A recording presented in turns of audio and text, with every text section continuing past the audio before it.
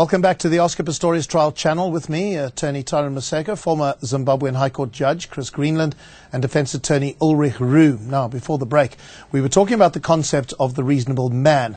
If a competent verdict, if the court has to decide, possibly, and we're using if all the time, if the issue is of culpable homicide, Oscar Pistorius' actions are judged against that of the reasonable man.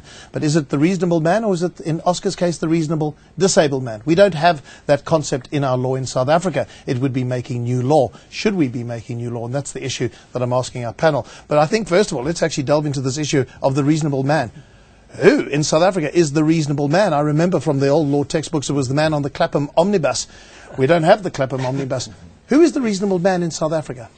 Look, to give a short answer to that is it's actually a fictitious person. That's they right. don't exist. We make them up as we go along. We try and attribute certain characteristics and sort of a persona to him which actually doesn't exist. We are very careful to make sure that he's not perfect, because none of us are. But at the same time, we expect him to uphold a certain standard which society can accept and expect of all of us, really. So in short, really, that's what it is. Okay. But can I ask Chris, how many times in your career have you had to apply the reasonable man test? And who in your head has been the reasonable man? Reasonable man. I was going to say Julius Malema, but I decided that I would say that it's a 70-year-old Retired judge. Retired judge on the Oscar Pistorius panel. But neither are typical people. So how do you find the reasonable person? If you've got a man on trial and he lives in rural Eastern Cape versus a man who lives in Hillbrow, you know, two very different. On a serious note, an analogous thing, I always said nobody should be appointed a judge unless he's actually been to a shebeen. So to me, a reasonable man is, I think, a 24-year-old born African in this region who attends a shebeen. Okay. And I'm going to go towards the legal definition. I like this, yes. Thank you. And that says that it goes towards the care aspect. So a reasonable person test, in terms of our law and in terms of the Criminal Procedure Act, is a person who displays adequate and consistent care at all times. So I agree with Judge Greenland and with Tyron. In a country like us, it just develops continuously because there are so many different people and so many different facets that we are faced with every day in our lives. But the care aspect must still remain. So we don't need then the concept of the reasonable disabled man, because if you're disabled, it's not about the disability, it's about the reasonableness of your care. Yes, but the reason why we stated that is because that has been, in my opinion, the defense's angle at all times. That you cannot apply this normal test to this person because he is not normal. He is disabled. So you need to You're going to get the disabled community on your head. No, but remember, every test that's applied in every case must be seen in context and must be seen with the facts surrounding it and what happened on that evening. So that's why I said I think a lot of people took exception to being stereotyped today in court. Because you cannot just do that. It's not a broad test that you apply. It's a test that you apply to a specific person when faced with specific facts. Okay, and so that is what they need to apply to Oscar. So it goes directly to the subjective test. Yes. Then. So it's vital for the subjective test. I think one has got to be very careful, David, when we speak of the subjective test, and yes, the test is subjective. And what we mean by that is that we talk about objective and subjective. Objective doesn't look at what David may be considering. Let's use Oscar as an example. Okay. A much easier example. Okay. So if it was an objective test, then we wouldn't care about what Oscar perceived. Then, quite frankly, we'd be convicting him already because we know that objectively it was River Steenkamp in that bathroom. That's objective. Subjective is saying, well, yeah, we know there was River Steenkamp in the bathroom, but actually Oscar Pistorius in his head thought, well, that would be his argument, yeah, correct? He says he thought. Exactly. He thought that it was an intruder. And if he is correct, because we don't convict people unless they have a guilty mind, then you'd have to say, well, then we have to acquit him. This is just dealing with murder for the moment. So when we talk, so how does this reasonable man standard then come into question? What's its relevance? Its relevance is this: it's not good enough that you simply do whatever you want to do just because you've got full conviction in the fact that you are mistaken in your actions, but we still expect you can make mistakes. But as society, there is a level that we set to say, well, this is a mistake that we don't expect of you. A driver, for example, if you get in your car, we expect you to drive cautiously, consider other motorists. So drive sober. Correct, in all those things. And that is why I think, and I think it's actually the law, that while we consider, we view intention from a subjective point of view, we don't completely ignore objective factors. Yes. So those objective factors in this particular case are everything that Oscar Pistorius has told us. So those objective factors are things that you yourself consider in coming to that subjective conclusion. So Oscar Pistorius, we say, well, you just spoken to your girlfriend, there are two of you in the bedroom, it's late at night, you just hear a sound.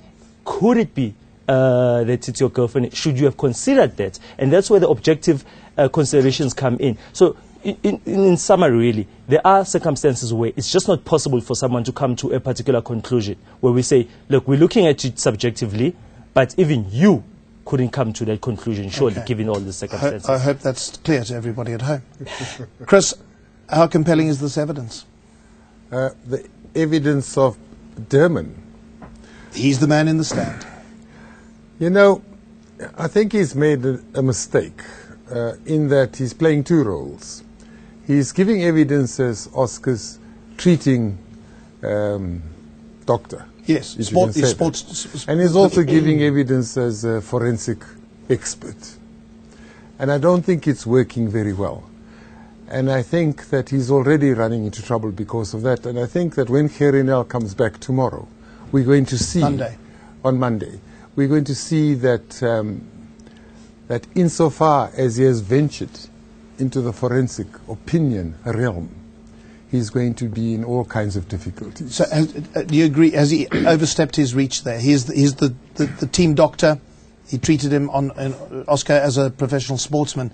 Has he overstepped his mark in terms of his level of expertise, Ulrich? Yes, well, Gerinel certainly tried to make that point, and he brought an application for his evidence to be disregarded by court. Remember, the function of an expert witness is to guide the court and to provide testimony for the court's benefit, because that person is an expert in a specific field. So in that regard, I agree. I think it was dangerous to call him because he has known Oscar for 6 years. He clearly has a very close relationship with Oscar. He's said he was personally involved where Oscar's been through personal trauma and things like that. So I think he has overstepped it. Just on that point, which is an important point and which quite a few people asked today as well, is that can Gerinel now recall someone to rebut his evidence? Yes. And he can certainly because he is regarded as an expert, but his report wasn't furnished to the state before he testified. So they could not hand his report to one of their experts in order to provide an opinion rebutting his evidence. So certainly Gerinel could bring an application, and he might do that on Monday after having consulted with Carla Kotze regarding Durman's testimony, and he could certainly bring an application to reopen his case, and I think it will be a compelling application, and the judge, in my opinion, will grant it, because he needs to be given an opportunity to rebut this expert evidence, but only because it's expert evidence. Yeah, expert evidence, and he hasn't been able to challenge that report with one of his own. Yes. Chris, you've had David, just another analogous point which I'm hoping will be cleared up at some time, which I find very interesting. This fight or flight, which is absolutely critical to the defense now, and we're hearing all about it. Apparently the way the brain works, the triggers for rage are exactly the same.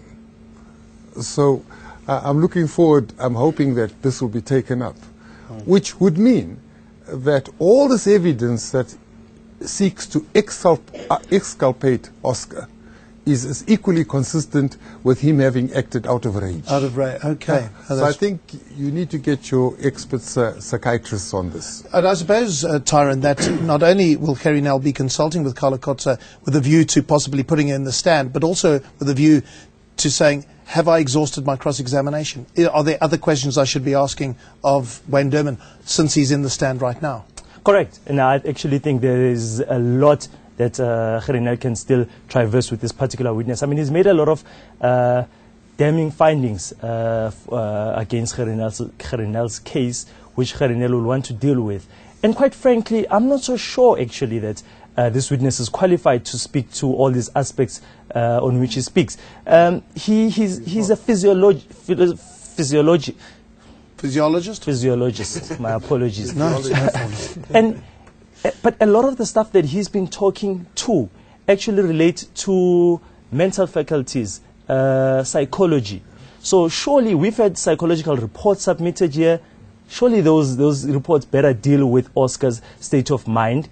I'm not sure that he's actually qualified to talk about everything that he's spoken about, besides the fact that my personal view is that the defense is guilty of calling way too many witnesses. We'll continue this rather fascinating discussion right after the short break.